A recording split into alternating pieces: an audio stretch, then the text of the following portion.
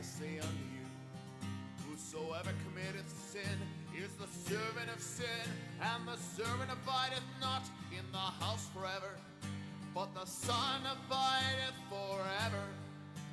If the Son therefore shall make you free, ye shall be free indeed. I know that ye are Abraham's seed, but ye seek to kill me, because my word hath no place in you.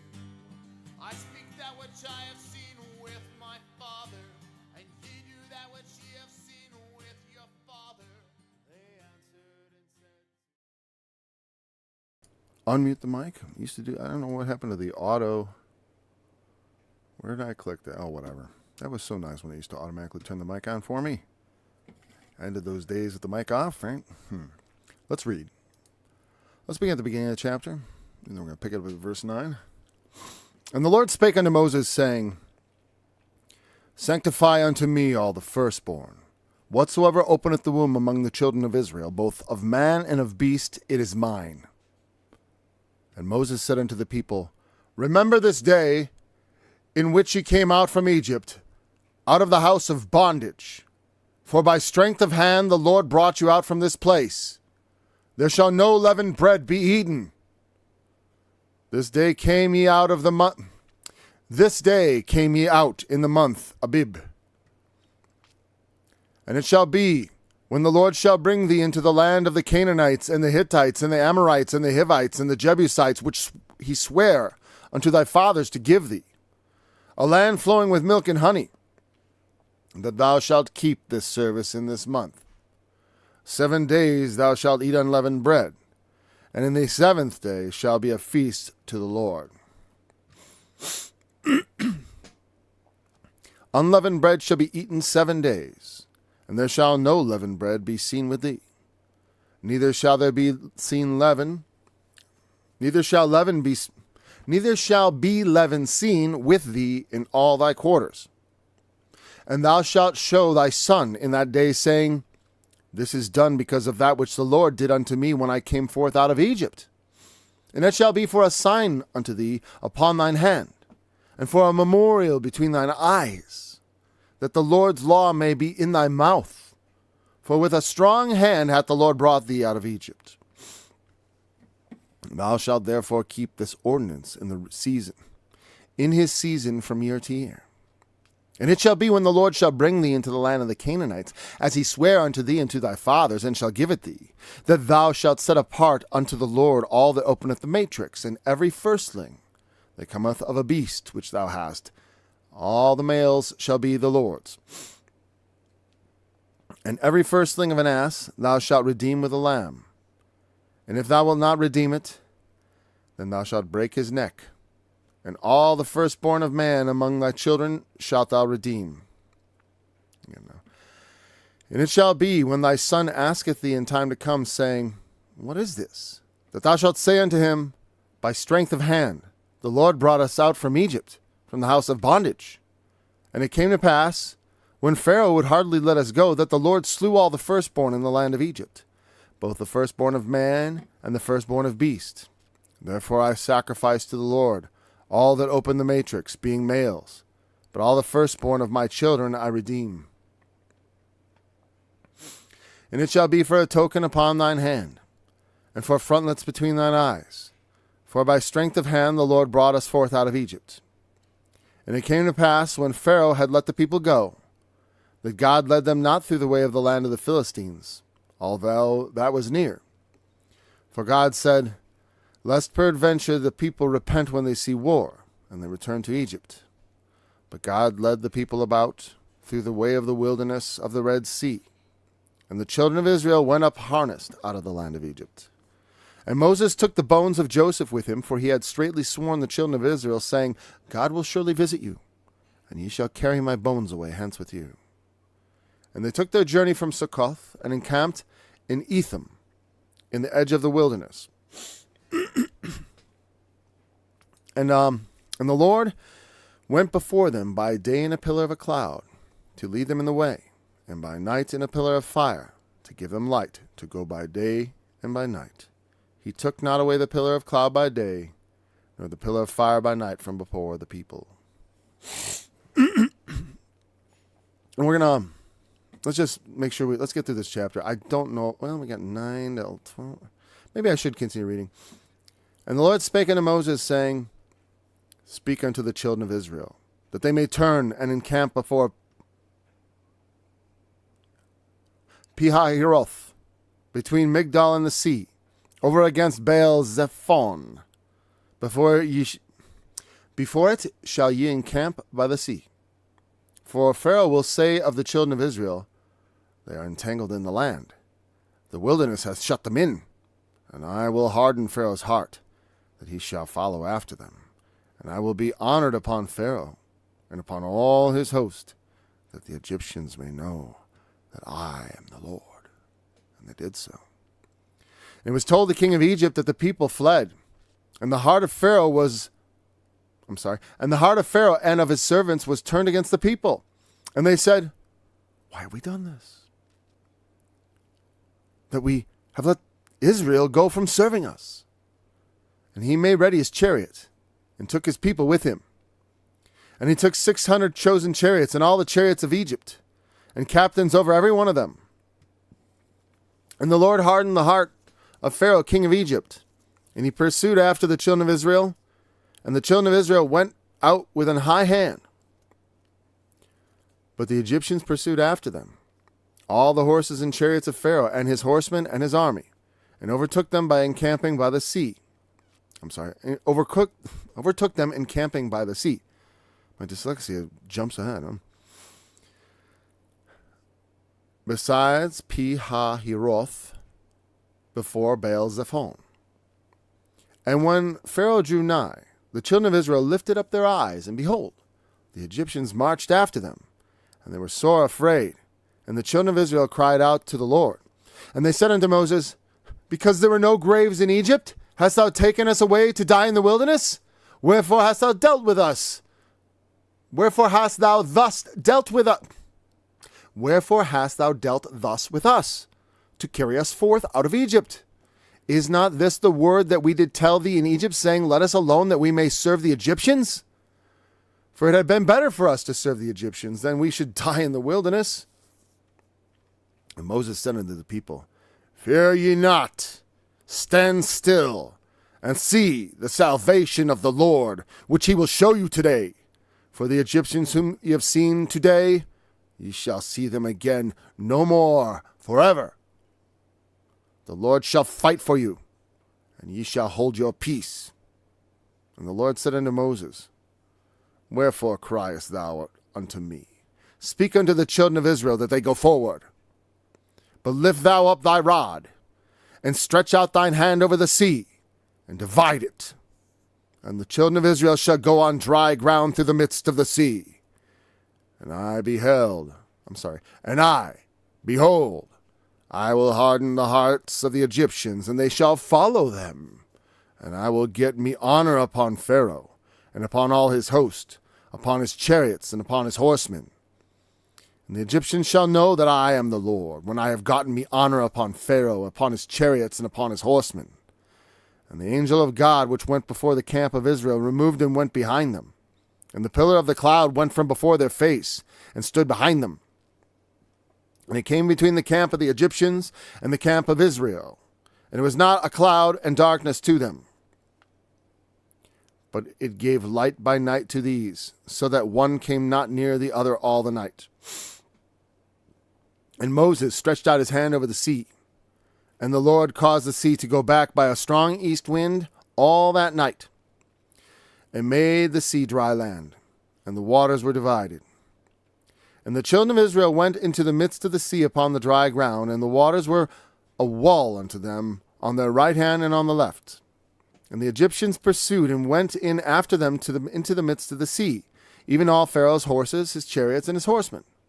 And it came to pass that in the morning watch, the Lord looked unto the host of the Egyptians through the pillar of fire and of the cloud, and troubled the host of the Egyptians, and took off their chariot wheels, and that they drave them heavily, so that the Egyptians says, Let us flee from the face of Israel. For the Lord fighteth for them against the Egyptians. And the Lord said unto Moses, Stretch out thine hand over the sea, that the waters may come again upon the Egyptians, upon their chariots, and upon their horsemen. And Moses stretched forth his hand over the sea, and the sea returned to his strength. When the morning appeared, and the Egyptians fled against it, and the Lord overthrew the Egyptians in the midst of the sea. And the waters returned, and covered the chariots, and the horsemen, and all the host of Pharaoh that came into the sea after them. There remained not so much as one of them. But the children of Israel walked upon dry land in the midst of the sea, and the waters were a wall unto them on their right hand and on their left. Thus the Lord saved Israel that day out of the hand of the Egyptians, and Israel saw the Egyptians dead upon the seashore.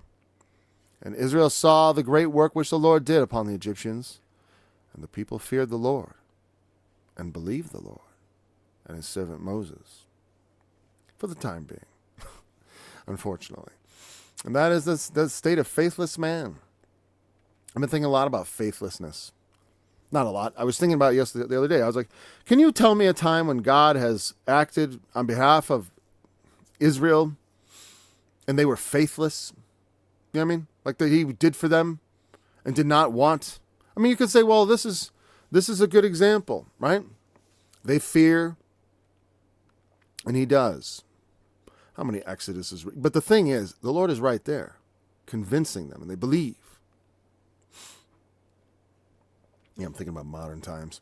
Anyways, I'm not going to go into it, though. Not right now. Okay, so the last part about the Feast of Unleavened Bread. You know, to observe it and to do those things. When you come in line, you got to do it. And it's supposed to be for a sign. Now, they obviously did things, like I said, phylacteries. They would literally bind small, very tiny little scriptures. Now, these days, the phylacteries are much bigger, and it's probably what Jesus was talking about, making broad their phylacteries. At this stage, I don't, to me, I doubt. I mean, it's not like they have competitions with it, but back then it was kind of like competitive phylacteries. Oh, look at mine. The way some women become very competitive at church about their dresses and their shoes and their hair or whatever, and their Sunday outfits and all that, whatever. I mean, that kind of thing happens among people. They get into these bizarre competitions, and it totally forgets why are we here? Why are we gathered together? Has it come to strain out gnats and swallow camels, as I like to say? To get all worked up about little things while you're ignoring massive problems. Oh, look, scripture fulfilled. Oh, look at a little verse got fulfilled. There's Israel in the land. Oh, let's help them. Help them do what? Well, that's the rub. What are you doing? It's like, well, it was prophesied that Jesus would be crucified. Does that mean you're going to be part of it? One of the people helping nail him to the cross? I want to make sure prophecy's fulfilled. This is God's will. God's sending him to the cross. I just want to be part of it. Don't be a fool. It is, like Jesus said, it is impossible, but that offenses should come. It's part of the package. Well, woe to them by whom it comes. Careful. We live in perilous times, and I look at the Christians, and it's like I thought. It's like the blindness is leading them into utter folly. And in many ways, like I said, this nominal Christianity stuff. Because like I said, all I see is people who believe in the letter, not in the spirit. They believe in that which kills and not which makes alive. That's antithetical to Christ as far as I'm concerned. He's not there is death by the Holy Spirit. But it's like, careful what spirit you're of. God kills. He makes alive. Not me. I don't do such things. I can't make anyone alive. I have no right to take their life. God can bring to life again. Not that when he takes a life, he's done anything wrong, because he's only taking what belongs to him back. We never have any right to life. Right to life, we don't have any rights, really. What it is you have no right to do things to other people. I have no right to take your property. I have no right to deprive you of freedom of speech. That's why the Bill of Rights actually restricts the government, tells the government what it has no right to do. There's no natural. You have the natural right to be eaten by an animal. That's what you got as far as natural rights. It's all mumbo jumbo as far as I'm concerned. Without God, there's nothing. Okay. But the idea, this is not, they did put phylacteries on, but this is also a symbolic thing. Meaning, by observing this feast, you're doing something that is like a memorial between your eyes. Like something you can't miss. You know what I mean? It's like, it's right between your eyes. You know, it's like I'm displaying on my forehead. Though honestly, or whatever. Something, to, a sign, well, here's the thing. A sign upon thy hand, a memorial between thine eyes. I also think you put it between your eyes. I don't think not so much like on your forehead per se, though it would be on your forehead. But I mean, the idea of something being on your forehead and between your eyes is like in your focus. You can, like, it's right before you. Anyways, but your right hand, but something being on your hand, like we say, know it like the back of your hand. That is a very familiar place. If, I've written little notes if I have an important thing I want to remember, I got nothing to write it down, I'll write it right on my hand. I mean, who hasn't done that to remember? You write it on your hand. I'm sure since ancient times, people have used their hands as quick places, a smear of mud to remember something. I don't know. But I know, not mud, maybe charcoal. That'd be a better thing to write with, right? And they probably used it quite a bit. And to remember. That was the purpose of those things, is to make a remembrance.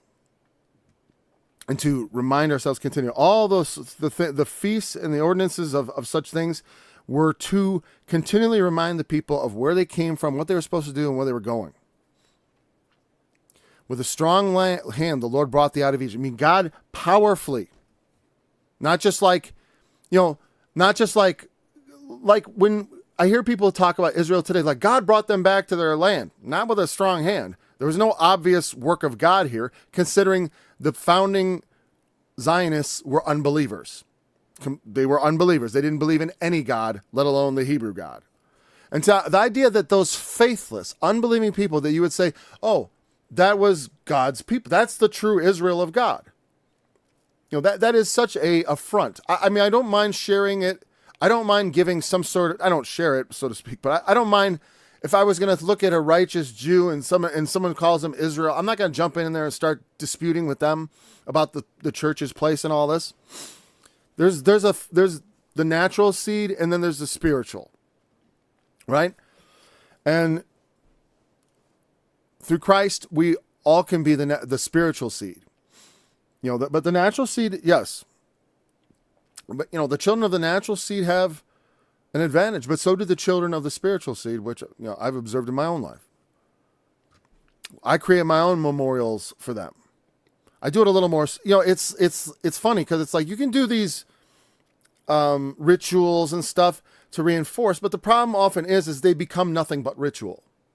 But they were done not to just be rituals, but it was supposed to be to give you an opportunity to teach your children.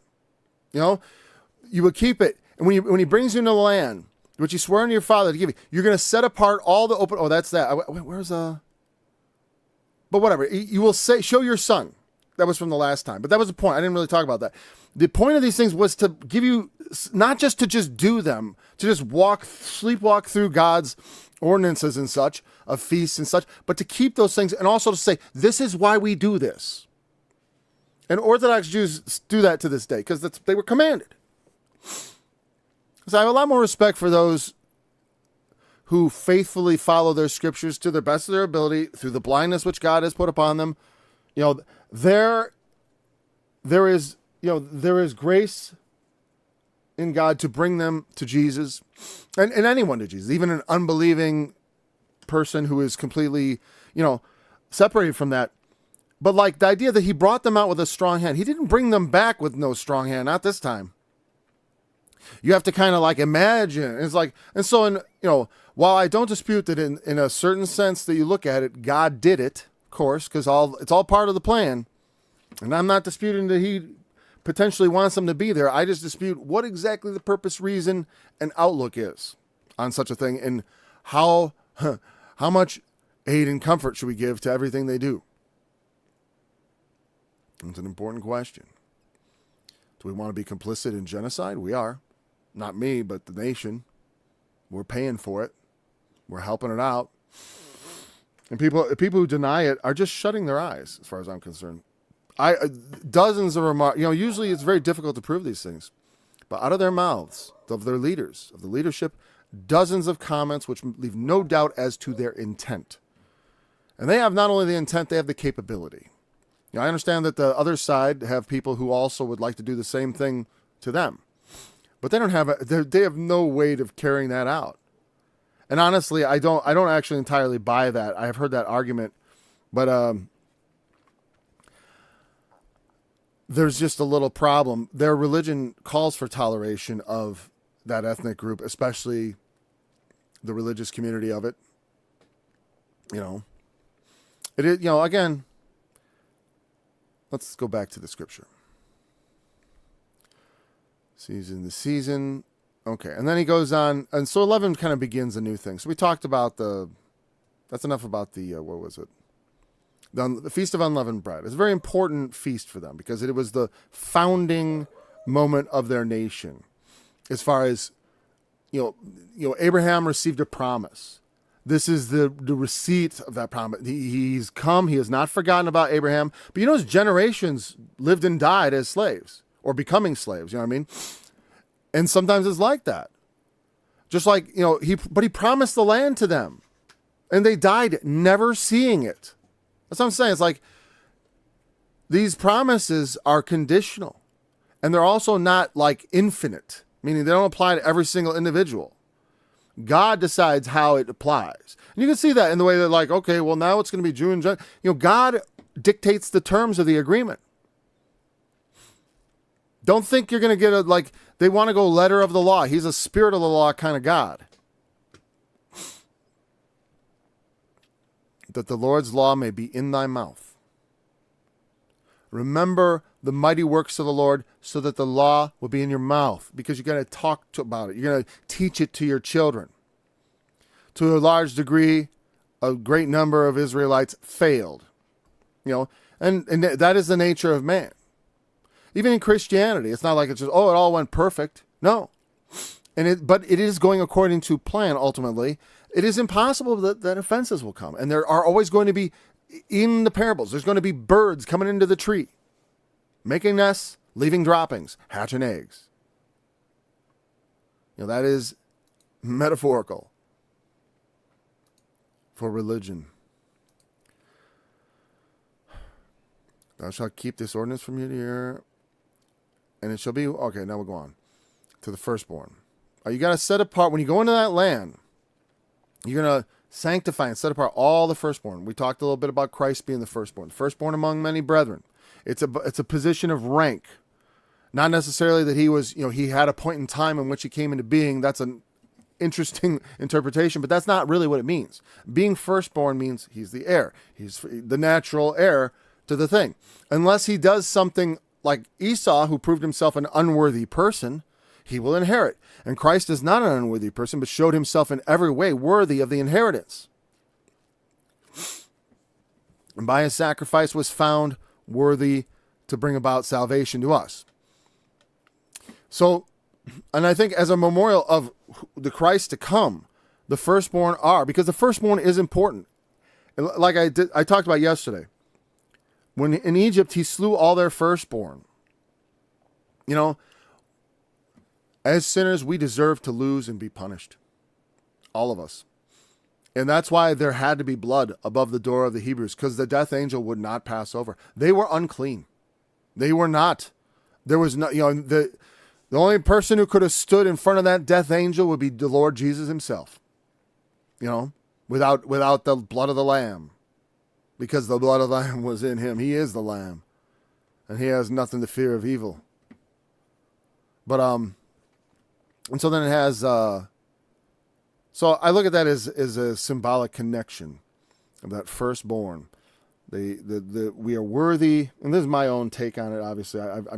This isn't something like I picked up from a book or something, but it just strikes me very obviously, because the bondage of Egypt is often compared to the idea of our bondage in sin. And Christ comes and redeems us also with a strong hand by the laying down of his own life. And oftentimes, and when he comes to us, so many people have powerful experiences. The Lord is alive. He lives. I know, because when I called on his name, he responded from heaven. where he is enthroned, and he will return. The first thing of an ass thou shalt redeem with a lamb. Because an ass was an unclean animal. Unclean, and they didn't keep a lot of unclean animals, like they didn't keep pigs and stuff. Those, they were considered an abomination. But notice, and dogs wouldn't be considered, of any value or any necessity of sacrificing the first. It's the beasts that they consider valuable. Of everything they consider their property, their valuable property, all the firstborn. So an ass is a valuable, what do they call it? It's a something animal, or whatever. I don't know why I'm trying to use my deep vocabulary, whatever. It's an animal that is used to work. A draft animal. There we go, Paul. Meaning they're used to draw things and to pull, and so they can be useful. Also, but an ox as a clean animal, you could sacrifice. There are other animals, draft animals, that would not be counted, and an ass, I assume that it would, that you would apply this across the board to any unclean animal that was of value, like a horse or a donkey. I believe that would be the same thing. So thou shalt redeem with a lamb. I mean, because you can't sacrifice unclean animals. You'd have to use something else. And if you don't want to redeem it, you don't have to redeem your ass. You can just break its neck, which is not, again, you are not, like things strangled and breaking the neck and all that. That's not, it doesn't matter because it's an unclean animal. He doesn't even want them to spill its blood as though it was a sacrifice. Because the sacrifice had to have its blood spilled. And Jesus' sacrifice was quite bloody, no doubt. And the firstborn of man among thy children shalt thou redeem. Of course, you redeem them with a lamb, meaning there's a replacement, a substitution. And that's a picture of Christ's substitutionary atonement for us. His sacrifice and his suffering on the cross stands in place of what we deserve. The suffering we deserve. The wrath we have treasured up against the day of wrath for all our sins and iniquities which we have committed. But God doesn't look at us as sinners, and he doesn't see our sins. That's because Christ's blood is covering us. Now, that doesn't mean God is stupid, and he'll just, like I said, don't think it means you can sin with impunity. Though technically you can, according to the letter. But if you follow that letter, you will be killed. You know what I mean? Like, if you follow that letter, death will stalk you. I'm not kidding. Like people go, oh, Romans 10:9. All I got to do is believe and confess. And just to prove that point, that's all I'm going to do. All right, if you say so. So many smart Alecks out there think they know the scriptures. I was like that too when I was young. I thought I knew what I was talking about. Now I know I don't know what I'm talking about, at least to some degree. I mean, I know the degree to which I am just an ignoramus on stilts, all right? A spectacle for all to see. But I do know this. I know my Lord. Not by the letter, but by the Spirit, which he's given. Spirit of truth and the Spirit of righteousness. What is this? Did I jump back or something? Yeah.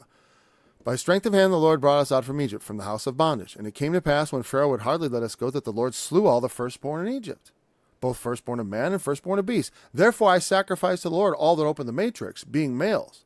But the firstborn of my children I redeem. In order to get us out, he had to kill the firstborn. And like I said, are they greater sinners than the Israelites were? Like I said, it's like, if the Muslims kill as part of, if when they are oppressed, they rise up in violence against those that oppress them, then what's my excuse for oppressing people with violence? What is our excuse as Christians, as a Christian nation, for running an empire all over the world? The truth is, our empire is not a Christian empire, because after World War II, we really ceased to be a Christian nation. And our empire operates, like all empires, basically under the tutelage of Satan and his wisdom. America as a world empire is a satanic entity. As a domestic country, it has been good to us. I love my country. But what we have gone around the world doing is subduing and oppressing. to take their natural resources and to make them do what we want. If we don't like your leader, we get rid of them. If we want war with Russia, we'll pepper CIA bases all over Ukraine, and then we'll enslave the Ukrainians.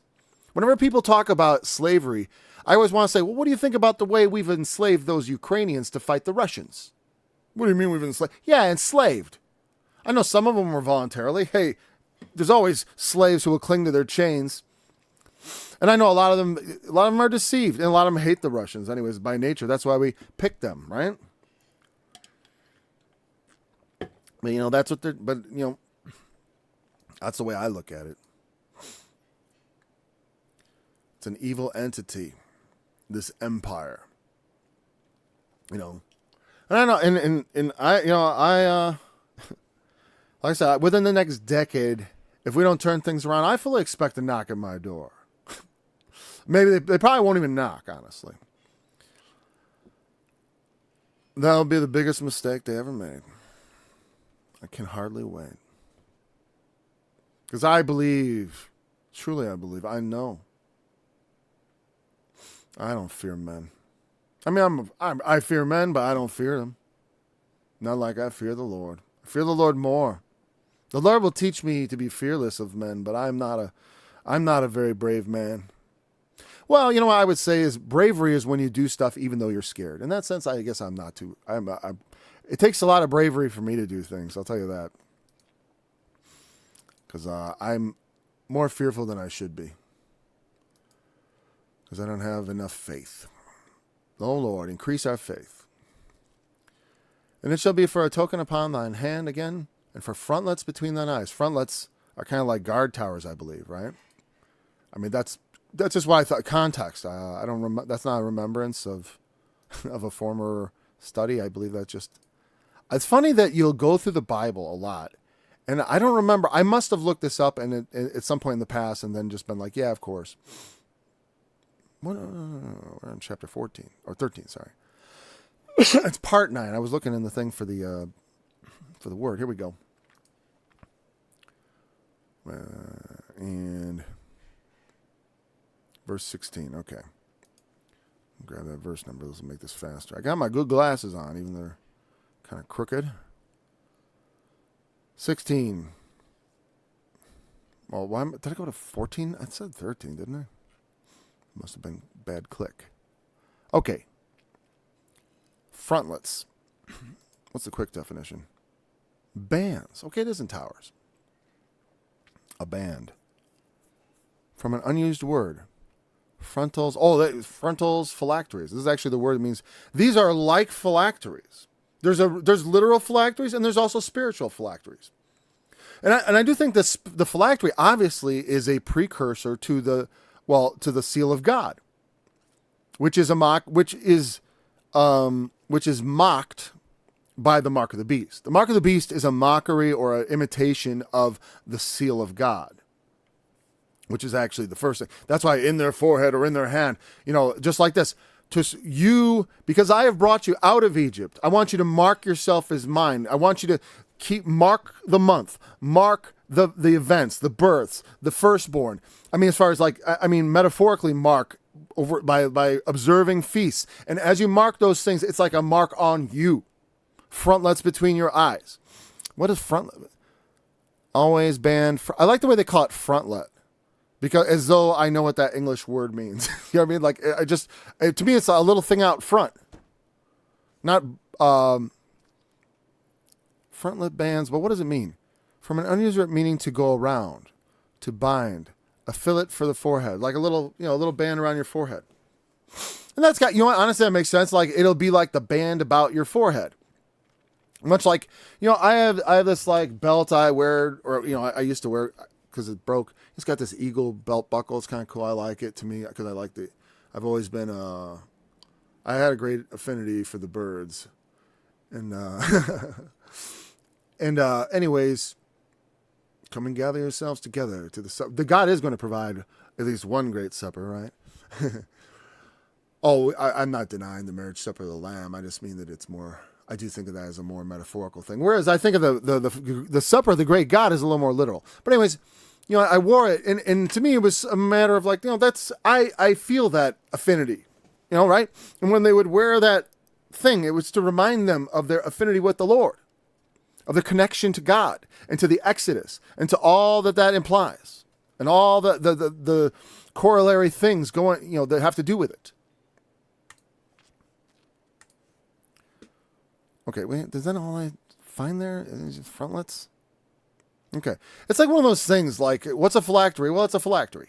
But it's basically a leather band around your head, which there would be a very small compartment in which, literally, like I said, there's I think a book I recommended, An Adventure of Discovery, The Shroud of Turin. I should put that somewhere. But anyways, I think I brought it up once on the live stream. I'm trying to figure out what I call this thing. And, the ones that Jesus would have used, as I believe he used, because it's according to the law and not one jot or one tittle. I remember one time someone thought to me it was that Jesus wouldn't have worn those because of what he said in Matthew 23. What he says is they make broad their phylacteries. He would have worn modest, normal ones, the traditional, small. It wasn't supposed to be some big old thing. It was it was supposed to be seen. It's like I said, a lot of things. It's like, a lot of people, like a lot of the effort we put into studying, what is it for? Is it to grow nearer to God? Or is it to argue with our fellow believers? Is it to own the Muslims? I know I've looked at channels that I used to have some interest in because of the apologetics. I don't have a lot of interest in Islam as far as like apologetics against it. To me, that's a ministry for other people. Okay. I'm not going to say anything bad about it. There's somebody has to dispute with them. And in order to dispute with them, you have to understand their religion. And to me, that's like, I'm just trying to understand my religion, and so getting into other people's religion is kind of, there's work there. Okay. I don't want to insult it, but anyways, but a lot of the people watching, there was this one video and the guy was talking about, some argument that the Islamicists had brought against the Trinity, and he was defending it. But in the comments, people were making comments and it was just brimming with ignorance. These Christians are so focused on owning the people of the other religion that they don't even know what they believe. They couldn't accurately describe the scriptural way. How am I put this? The scriptural basis for the Trinity, or maybe not the scriptural basis, but the Trinity in a scriptural way. They couldn't lay it out for you in the correct way if their life depended on it. But they're very focused on owning people of being able to, I don't know. To me, it's very, the thing of wearing these things is about our own,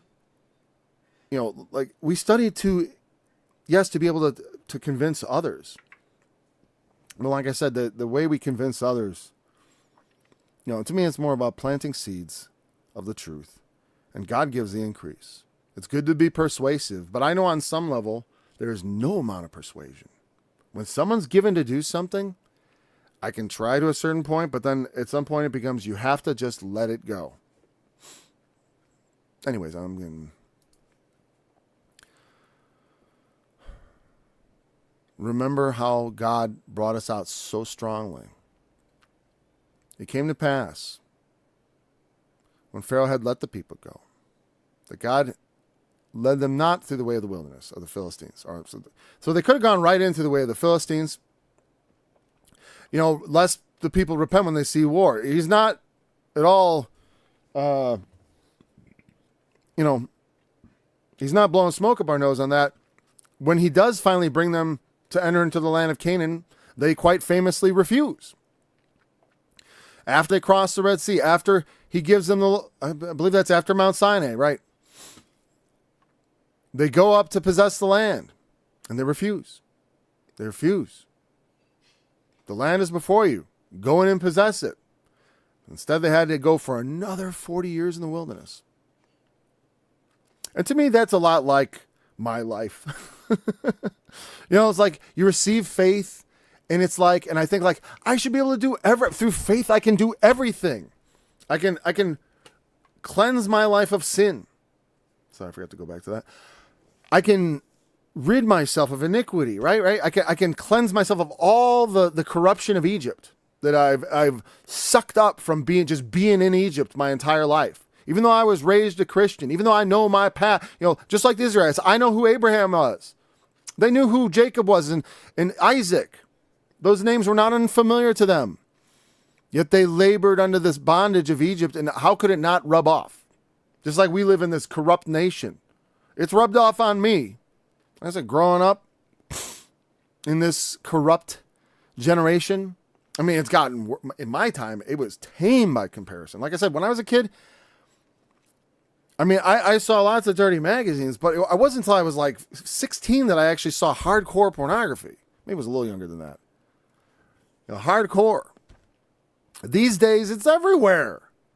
Little kids are seeing it. Their friends show them at school, no doubt, on their little cell phone where they can access it anywhere they like. It's insane. My 15-year-old son doesn't have a cell phone. Doesn't, and he don't want one because he knows he doesn't need it. I got to buy my entire... Well, you know what? I'll tell you what. Well, if it wasn't for the... Because Because everyone else has one. So he goes as a free rider. And you know what? Hey, if they want to do it that way, that's fine. When I was a kid, though, there were payphones everywhere, though. So you didn't need to, worry about finding a phone. It's just you just look around like, oh, there's a phone. Every restaurant every restaurant right in the entryway, what was there? Cell phone. Not a cell phone, just a payphone. All you needed was a quarter to get home. And if you didn't have a quarter, you could just make a collect call. That's what my parents always said. Just make a collect call. Worked every time. All right. No, but what I mean is throughout my life, when I first came to Jesus, I really wanted to serve him. I was zealous, but I kept finding that I don't have what it takes. I'm running away from the giants. I'm murmuring in the wilderness. I mean, not I don't want to make it sound like just total failure. It's not that bad. It's bad enough for me, though. I mean, not as far as I'm concerned. I don't see myself as much different. I could have just entered right in, or it seems to me, the Lord invited me, and it's, I mean, what is stopping me, right? What is stopping you from doing everything the Lord commands? Why? Why do we stop ourselves? Why do we refuse to go forward? If I knew I could, if I knew, believe me, I'd tell you. But, you know what? And like I said, maybe I'm being unfair to myself in that sense, but whatever. I haven't refused to enter in. I just don't know how. I guess. No, I mean, I keep trying. The Lord helps me. I want to enter into perfection. But, hey, the Lord does his work in his time. It is his work, ultimately. Unlike that, I've learned not to murmur. I've learned not to complain. When I was younger, it was not so much. But God has given me wisdom. He's also been patient with me. And that I was young. You know what I mean? I thank God that I think back. It's just like in the wilderness. Most of my mistakes were also when I was under 40. So when I think back, okay, yeah. The reason I couldn't enter in right away, probably because I was 19. And I was not ready to fight giants. And that, actually, that's pretty legit. I hadn't been instructed. I was unskillful in the word of righteousness. I impressed other people. That's because ignorance is rampant. You study the Bible hard for 6 months, you'll rub rings around a lot of people if you're a person with some intellect. Because most people are just like, duh, especially other Christians. But then I realized later on, I'm like, what's the point of running rings around other Christians? I don't want to run rings around them. I want to help them. Let's say memorizing verses. Why was I memorizing verses? So I could convince them of my doctrine. Oh, the Kenites. Oh, there's no rapture. Oh, you got to believe in hell this way. Oh, you got to believe in this way. Now, some of that's true. But the most weighty matters. Judgment, mercy, faith. If we don't know how to judge things, if we have no mercy in us and we're faithless, how are we ever going to please God? Those are the most important things. When you read it, are you reading it with judgment? Me? Get that beam out of my own eye. That I can see clearly. Because without clear sight, vision, how can you judge? Oh, you're not supposed to judge. You are. I'm not supposed to make it up. I'm supposed to judge righteous judgment, not judge after the outward appearance. That means you got to get to the bottom of things. Don't rush to judgment. Let things reveal themselves, and the judgment of God will be manifest. That's why I say it's not so much I that judge, that God shows us the judgment. We should seek it and understand. I don't come to, and I don't mean by way of condemnation. Just like, is this right? Is this wrong? What's the right? Where's the path forward?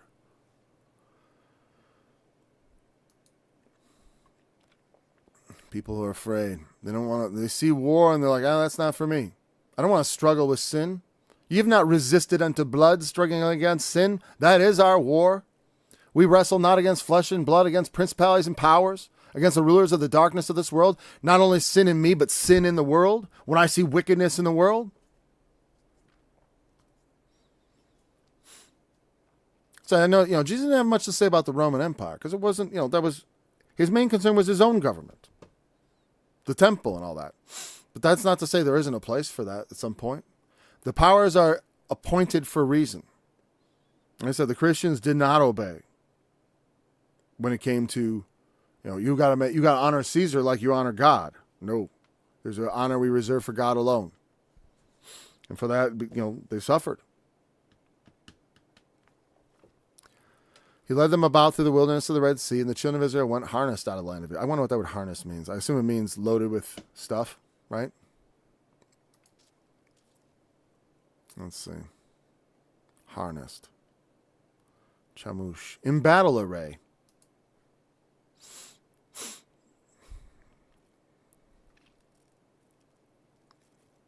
I wonder what that means. I wonder if that means, does that mean armed? Here it says, here, let's see. I like Strong's definition. I think this is helpful. Passive participle of the same as shomesh, staunch. That is, able-bodied soldiers.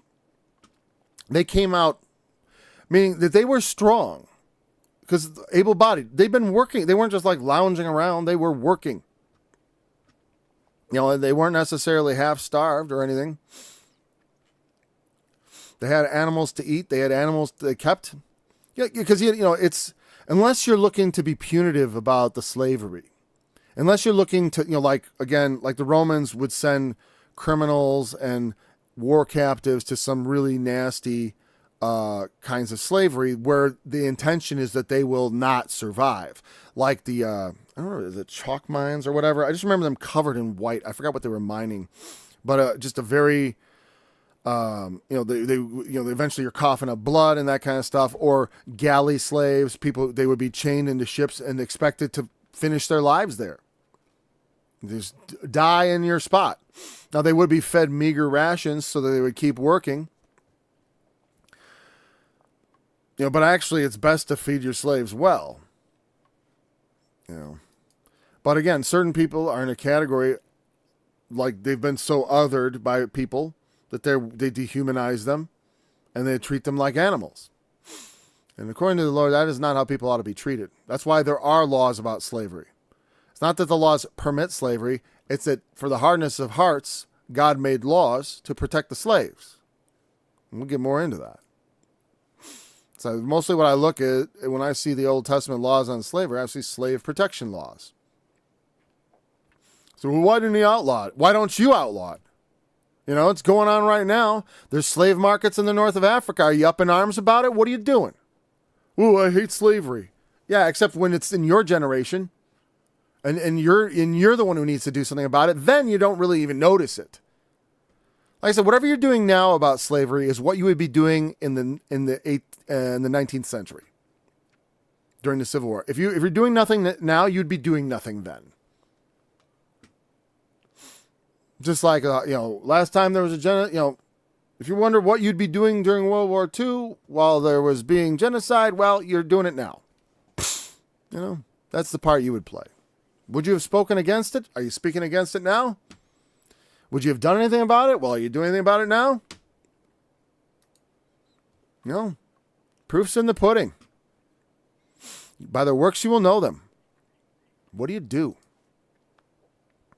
Because you can say all kinds of words about what you believe, but it's like, if I don't see, show me your faith without your works, and I'll show you my faith by my works. Very simply. It's not that I don't lay those as the cause for my salvation. Of course, Jesus. I'm just saying, you tell me you believe things. Well, let's see what you believe.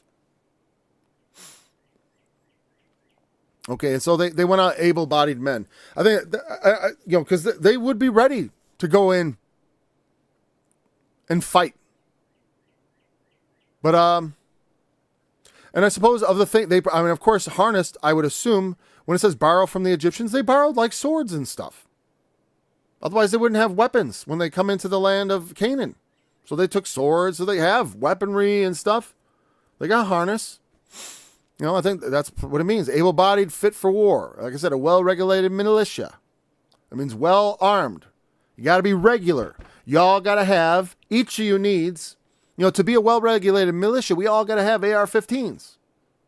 Now we're well-regulated. We got the most up-to-date, state-of-the-art arms. And the best way to let that happen is to let people go freely buy it. And then you can have your people will be well-armed. And we have common defense. But really, we need more than that. We need anti-aircraft batteries. We need tanks. And I'm not kidding. I'm sort of tongue-in-cheek because I don't think I need that really. I'm just saying that's what that means. That's what that means.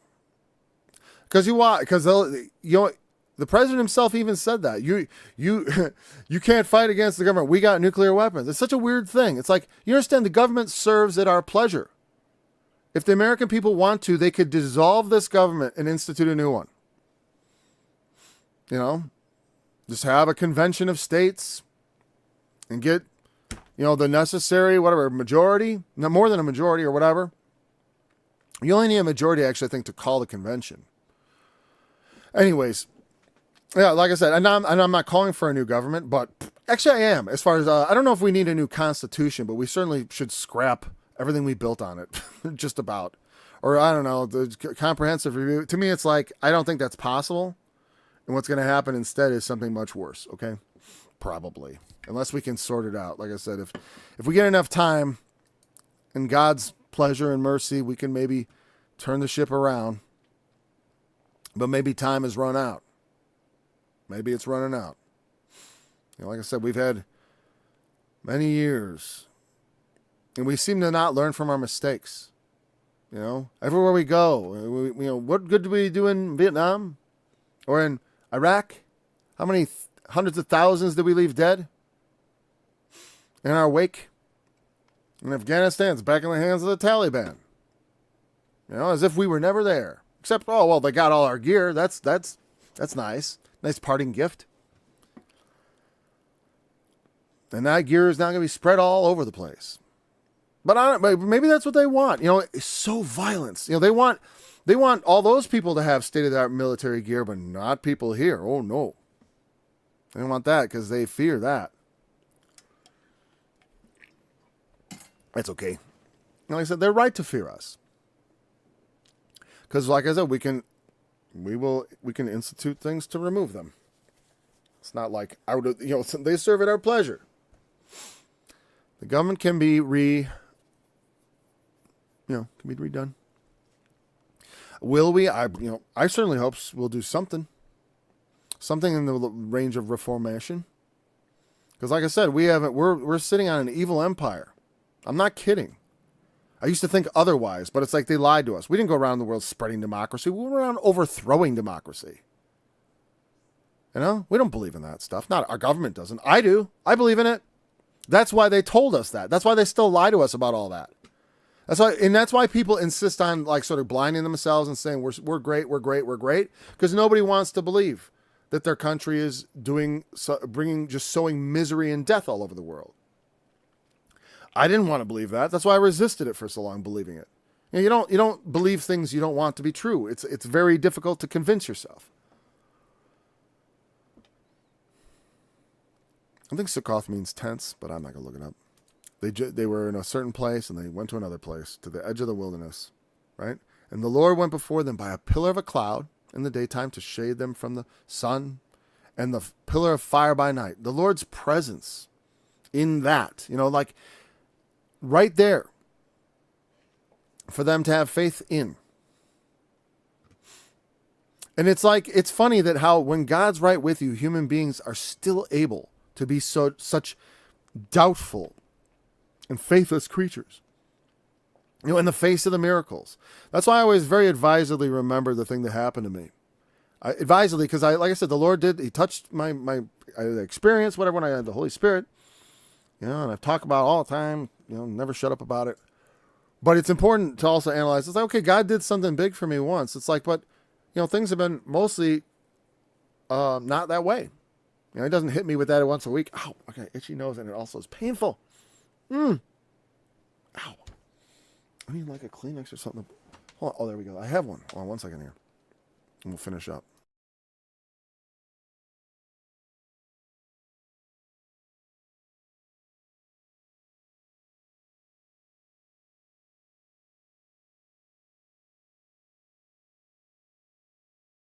Okay, sorry about that. My nose hurt so much this morning, I couldn't pull the scabs out. Oh.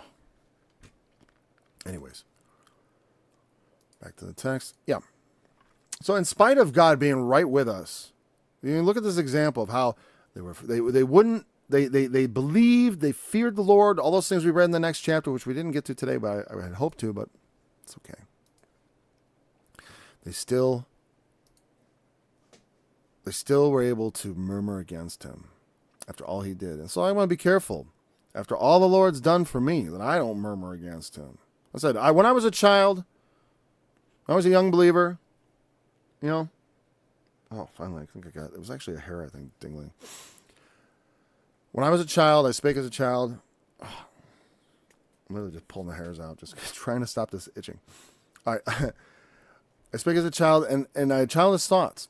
And even when I was a young believer, it's funny because sometimes you think, I had such high-mindedness. But time teaches you humility, and to learn to walk in faith, and to guard yourself against relying on, I rely on the Lord. I'm relying on the evidence of my eyes, because my eyes can be deceived. Not that they, not that they say, what do you believe, me or your lying eyes? Not like that. I mean, just like, take heed how you hear, take heed how you see, because sometimes you want to see something a certain way, and so you interpret that way. I know lots of people like this. It's like if they want it to be that way, they kind of shove everything in that direction. But we got to guard against it. We want to see clearly. We want to know what's really going on. And that's what, and that's part of what the sun itself is a blinding light that can cause, you think you see, but actually it's causing mirages and other things. It's the light of this world. Now, God provided it, like I said, but in the world, we don't worship the sun. We don't. That's not the true light. The true light is Christ. It's interesting like that, because the sun is the light giver. You can see how men began to worship the thing. I mean, we need the sun as far as we can tell, right? I mean, it seems like it. We need that thing. It keeps the planet warm, right? Gives light to our eyes.